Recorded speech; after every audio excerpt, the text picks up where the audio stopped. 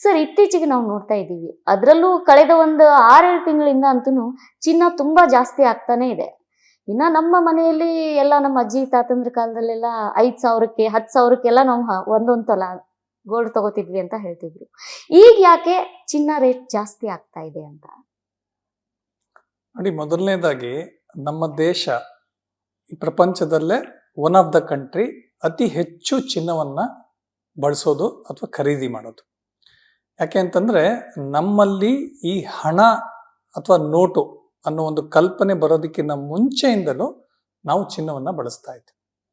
So ಅದೇನಾಗಿದೆಪ್ಪ ಅಂತಂದ್ರೆ ನಮ್ಮ ದೇಶದಲ್ಲಿ ಶತಮಾನಗಳಿಂದನೂ ಒಂದು ಸಂಪ್ರದಾಯವಾಗಿ ಅದು ನಮ್ಮ ಜನಜೀವನದಲ್ಲಿ ಅಳವಡಿಸ್ಕೊಂಡ್ಬಿಟ್ಟಿದೀವಿ ಚಿನ್ನ. ಸೊ ಯಾಕೆಂತಂದ್ರೆ ನಮ್ಮ ಮನೇಲಿ ಏನೇ ಕಾರ್ಯಕ್ರಮ ಆದ್ರೂ ಚಿನ್ನ ಇರಬೇಕು. ಉದಾಹರಣೆಗೆ ಮದುವೆ ಅಂತ ತೆಗೆದುಕೊಳ್ಳಿ, ತಾಳಿ ಬಹಳ ಪ್ರಮುಖವಾದ ಅಂಶ, ಅದಕ್ಕೆ ಚಿನ್ನ ಬೇಕೇ ಬೇಕು. ಆಮೇಲೆ ಒಂದು ಮನೇಲಿ ಹುಟ್ಟಾಗುತ್ತೆ, ಆಮೇಲಿಂದ ಮುಂಜಿ ಆಗುತ್ತೆ, ನಿಶ್ಚಿತಾರ್ಥ ಆಗುತ್ತೆ, ಗೃಹ ಪ್ರವೇಶ ಆಗುತ್ತೆ.